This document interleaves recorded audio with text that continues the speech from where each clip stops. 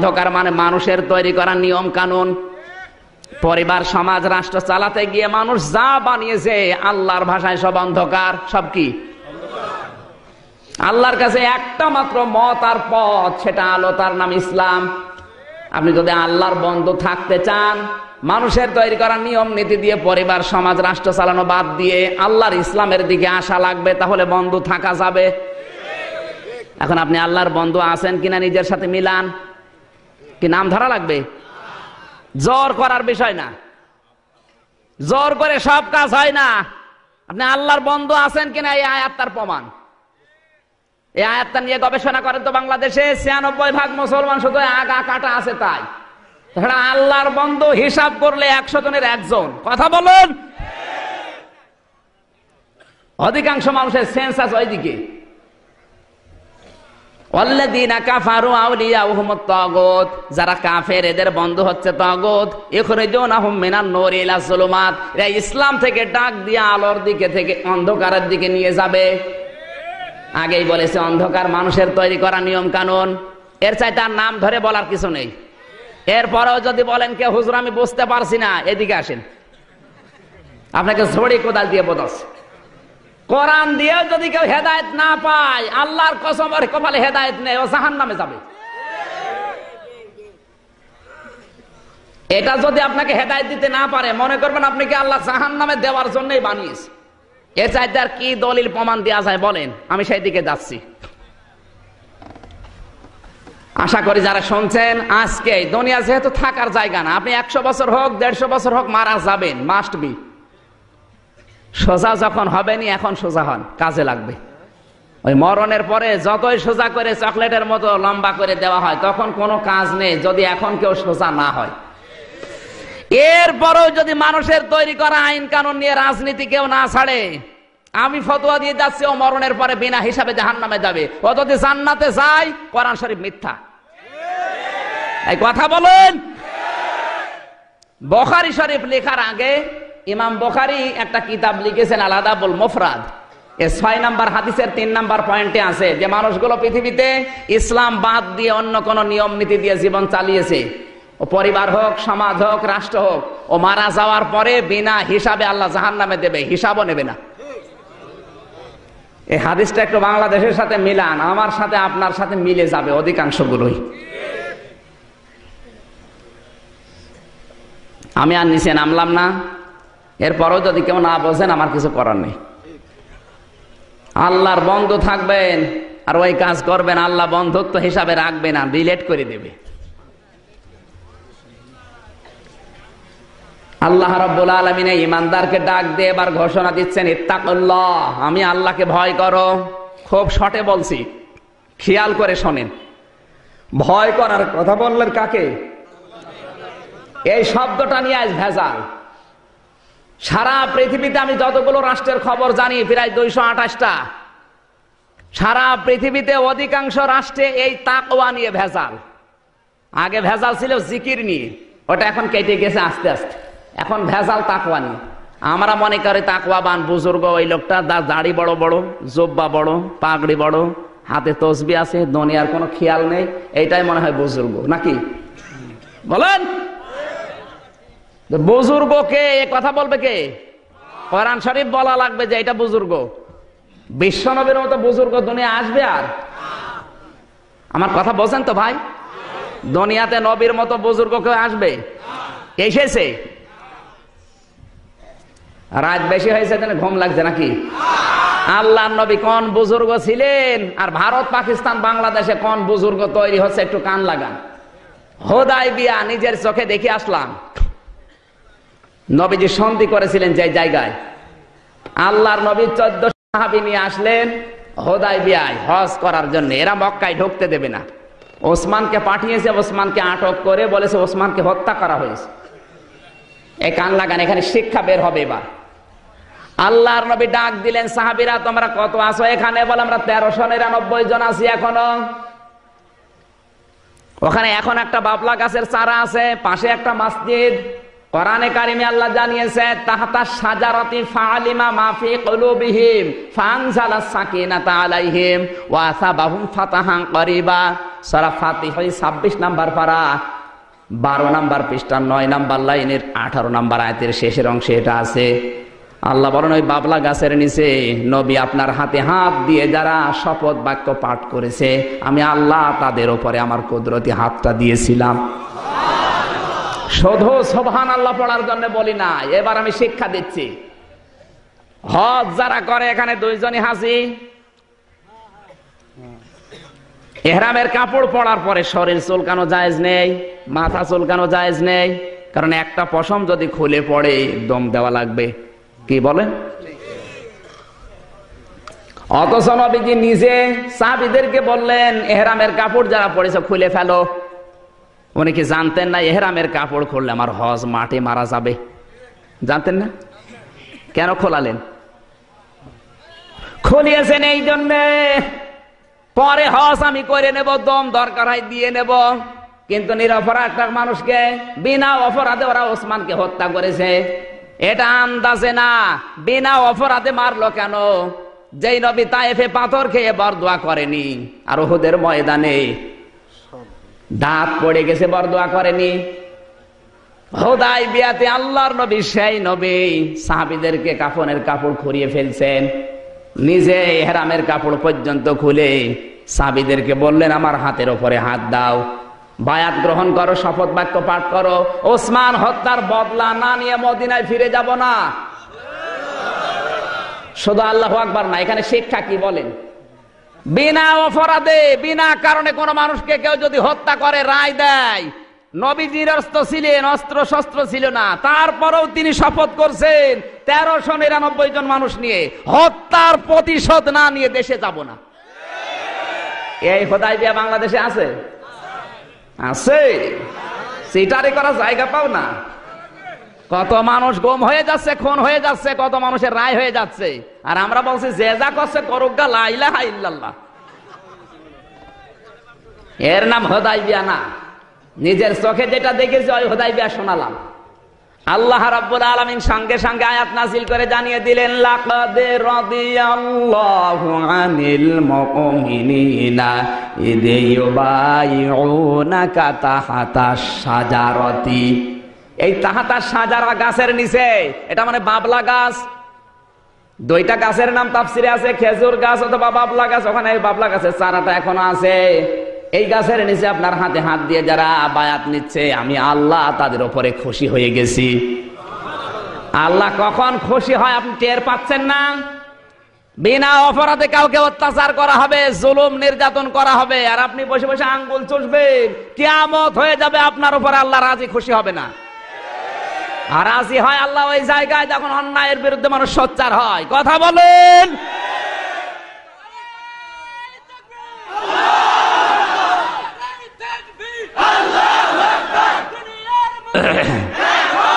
হ্যাঁ বসেন।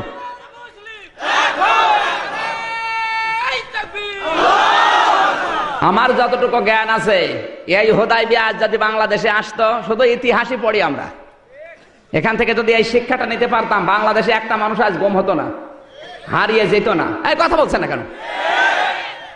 একটা কথা যদি আপনি ভুল প্রমাণ করতে পারেন, গ্যারান্টি দিয়ে যাচ্ছি, চ্যালেঞ্জ দিয়ে যাচ্ছি, কোনোদিন আর কথা বলবো না। আমার বয়স অল্প, লেখাপড়া যা ছিল বাংলাদেশে একেবারে কম করি নাই, আমি চ্যালেঞ্জ এমনিতেই নাই। 42টা তাফসিরের মতো তাফসির আছে বাংলাদেশে প্রায়। আমি কওমিতে পড়েছি, আলিয়ায় পড়েছি, বিশ্ববিদ্যালয় শেষ করেছি, এখন ডক্টরেট করার জন্য সার্টিফিকেট জমা দিয়েছি। মনে করছেন হুজুর ছোট, যা বলে বলো। আপনি মিলান তো, একটা কথা ভুল প্রমাণ করতে পারেন কিনা? কোন আলেম নিয়ে আসবেন, নিয়ে আসেন। আর যদি প্রমাণ করতে না পারেন ভুল, তাহলে আপনার মেনে নেওয়া লাগবে। কি বলেন? আর যদি মেনে না নেন, বেকারে মাহফিল দিয়েছেন কোন কারণে? লোক দেখানোর জন্য? তাহলে এখন থেকে সিদ্ধান্ত নেন, এলাকায় যদি কোনো অন্যায় অবিচার, সে একজন হোক, কিছু যদি হয়, সোচ্চার হওয়া লাগবে। নবীজি সোচ্চার হয়েছেন, জীবন দেওয়ার জন্য 1399 জন মানুষ প্রস্তুত। ওরা ভয়ের চোটে ওসমানকে ছেড়ে দিয়েছে। আজ বাংলাদেশে যদি আমরা এইরকম কিছু করতে পারতাম, রাম বাম উল্টা পাল্টা পথ দিয়ে পালাতো। বুজুর্গ হয়ে বসে আছে। নবী ছিলেন বুজুর্গ, এর নাম বুজুর্গ। এ বুজুর্গ এখন দেশে আছে? বুজুর্গ হওয়ার জন্য 2 নাম্বার লক্ষণ হুদায়বিয়া থেকে দেখলাম অনেকগুলো জায়গা আছে এখনো মার্ক করা। আল্লাহর নবী ডাক দিয়েছেন সাহাবীরা, ওসমানকে ওরা ছেড়ে দিয়েছে ঠিক, কিন্তু রাতের বেলা আসবে। যুদ্ধ একটা কৌশল, প্রতিপক্ষকে ঘায়েল করার জন্য বিচক্ষণতা অর্জন করা লাগবে, বিভিন্ন সাইড দিয়ে ভয় দেখানো লাগবে, ওদের অন্তরে ভীতি সৃষ্টি করা লাগবে। এই জন্য তোমরা পায়খানা বানাও কম আর চোলা বানাও বেশি। গভীর রজনীতে 2 জন গুপ্তচর এসেছে, এসে দেখে শুধু চুলা। মানুষ 1400 বানিয়েছে, 14,000 চুলা। ওরা কয়েক হাজার গোনার পরে বসে দরকার নেই, চুলায় যদি হয় এত, তাবুর ভেতরে মানুষ আছে কত, ফিরে গেছে ভয়ে। ডাক দিয়ে বলে, নেতা আবু সুফিয়ান, পারলাম না মানুষ গণনা করতে। বলে কেন? চুলা যত 2-3 হাজার গোনার পরে আর গণনা করতে পারলাম না। কি করা যায়? এবার যাও 2 জনকে, তোমাদের পাঠালাম মানুষ গুনতে, তোমরা চুলা গুনেছো। সকালবেলা এসে দেখে এক একটা পায়খানার সামনে প্রায় 150-200 মানুষ। নবীজি জানিয়েছিলেন মানুষ 14,000, পায়খানা বানাবো 14টা।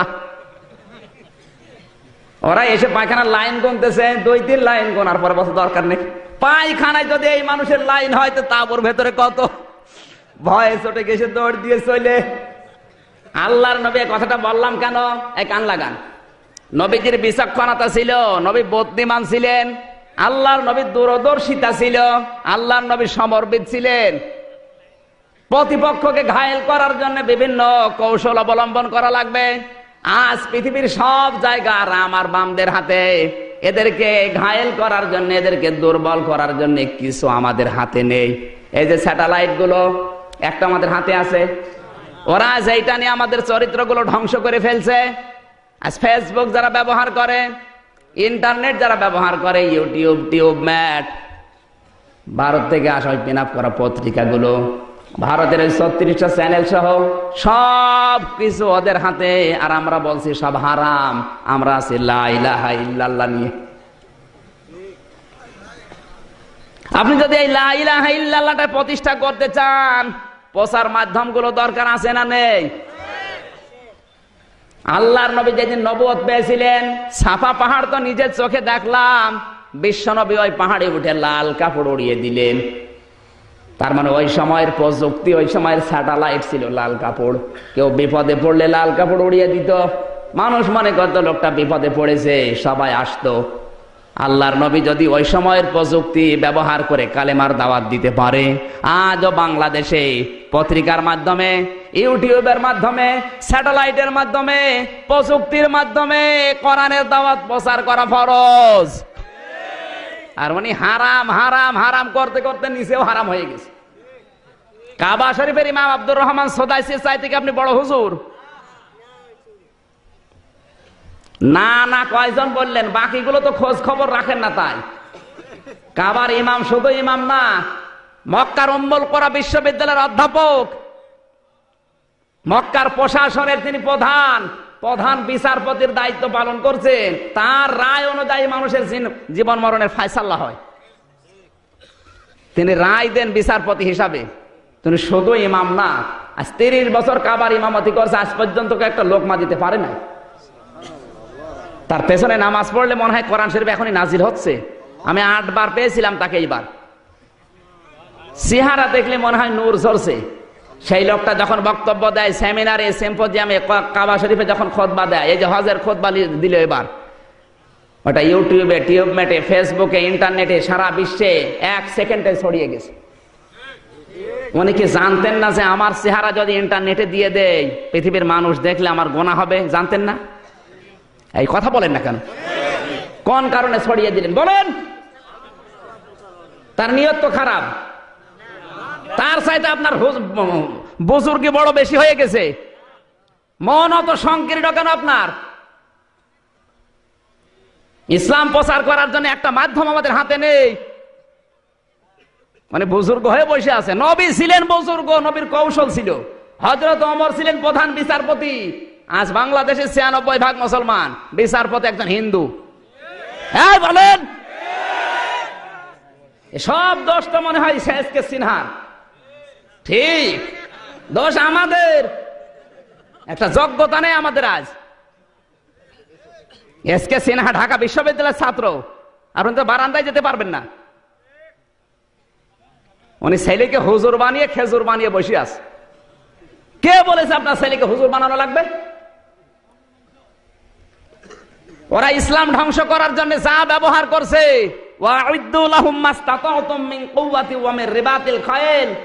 সূরা আনফাল 10 নম্বর পারা 3 নম্বর পৃষ্ঠা 13 নম্বর লাইনে 60 নম্বর আয়াতের প্রথম অংশে আছে। এই খায়েল মানে শুধু ঘোড়া না, খায়েল মানে ইন্টারনেট, খায়েল মানে ফেসবুক, খায়েল মানে ক্ষমতা, খায়েল মানে ডাক্তারি। যা ধরবেন আধুনিক তাফসীর যেগুলো বের হচ্ছে এগুলো পড়েন তো, পড়াশোনা তো করেন। ওর বাবা যা বলো তাই বিশ্বাস করে। খায়েলের ব্যাখ্যায় প্রায় 99টা অর্থ লিখেছে তাফসীরে। উনি সেই ঘোড়া নিয়ে পড়ে আছে। ঘোড়া এখন চলে, এখন চলছে ইন্টারনেট, এখন চলছে কম্পিউটার, এখন চলছে কামান, এখন চলছে অ্যাটম বোম। এইগুলো আজ হাতে নেওয়া দরকার। আজ একটা ডাক্তার আমাদের হাতে নেই, আছে ডাক্তার? সব ডাক্তার এখন রাম মামদের ছেলে মেয়েরা, আর আমরা আঙ্গুল চুষছি। ছেলেকে হুজুর বানিয়ে একটা খেজুর মসজিদে বসিয়ে রেখেছি। কি হবে ও হুজুর দিয়ে? পৃথিবী পরিবর্তনের জন্য যে সমস্ত সিস্টেম গুলো হাতে নেওয়া লাগবে। শুধু দাড়ি মুখে নিয়ে জব্বা গায়ে দিয়ে পাগড়ি আতা মাথায় নিয়ে পীর হওয়ার নাম ইসলাম না। আপনার একটা যোগ্যতা নেই, কি দিয়ে চালাবেন দুনিয়া বলেন? বাংলাদেশের একটা ডিসি আমাদের হাতে নেই, একটা এসপি নেই, একটা ওসি নেই, একটা টিওনো নেই, একটা ডাক্তার নেই, একটা ইঞ্জিনিয়ার নেই, একটা বৈজ্ঞানিক নেই, একটা পাইলট নেই, কিচ্ছু নেই। উনি শুধু সুবহানাল্লাহ নিয়ে আসে। মায়েরও খেয়েছে সেরকম। নবীজি বদরের ময়দানে যাওয়ার সময় সাহাবীদেরকে বললেন, অস্ত্র নেই কার কার? বলছে হুজুর আমার। এদিকে আসো, খেজুর গাছের বাকল নিয়ে আসো। খেজুর গাছের বাকল হাতে ধরিয়ে বলছে এটা অস্ত্রের মতো কাজ হবে। ময়দানে যাওয়ার সময় খালি হাতে না, খেজুর গাছের বাকল নিয়ে হলে যাওয়া লাগবে। আর উনি ময়দানে গেছে তসবিহ নিয়ে। একটা কথা ভুল প্রমাণ করেন তো করেন, কোন কারণে আপনি তসবিহ নিয়ে আসবেন? ওরা কামান নিয়ে আসতেছে, ওরা অ্যাটম বোম নিয়ে আসছে, আর উনি তসবিহ নিয়ে সুবহানাল্লাহ পড়ছে। 60 করে ফেলবেন মেরে। এই নবী যাইতে আপনি বড় বুজুর্গ, নবী জানতেন না যে বদরের ময়দানে ওরা আসতেছে সাজগজ করে, আমরা একটু তসবিহ নিয়ে যাই? পারতেন না? কোন কারণে? অস্ত্র নেই, তারপরও বলে খেজুর গাছের বাকল নিয়ে আস। ইসলাম বলতে ইসলামের হর্ষায়ও বোঝে না। এখন যদি বলেন হুজুর আপনি বেশি বোঝেন, আমি বেশি না। ইসলাম নেওয়া লাগবে মক্কা মদিনা থেকে। আপনি নিজে ইসলাম বানাবেন, ওর নাম ইসলাম না। মক্কা মদিনায় রাসূল যা করেছেন ওইটাই ইসলাম, নাকি আপনি বেশি বোঝেন? ছেলেকে ডাক্তার বানাতে হবে। বগুড়ার লোকেরা কান খাড়া করে শোনেন, ইসলাম প্রতিষ্ঠা করার জন্য, প্রচার করার জন্য, প্রসার করার জন্য আপনার ছেলে যদি ডাক্তার হয়, ইঞ্জিনিয়ার হয়, বৈজ্ঞানিক হয়, ডিসি হয়, একটা ডিসি বানাতে যত টাকা খরচ হয়েছে আপনার 10 লাখ 20 লাখ টাকা আল্লাহ রাস্তায় দান করা সওয়াব হবে। কিন্তু প্রথমে তাকে কোরআনের জ্ঞান শিক্ষা দিয়ে নেবেন। যতটুকু জানলে ইসলাম মেনে চলা যায় অতটুকু জ্ঞান তাকে শিক্ষা দেন। এরপর আপনি টিওনো বানান, ওসি বানান, এসপি বানান, ডাক্তার বানান, কোনো অসুবিধা নেই। আপনার নিয়ত থাকবে আমার ছেলে ডিসি হয়ে বগুড়া জেলায় ভালো ভালো কাজের আঞ্জাম দেবে।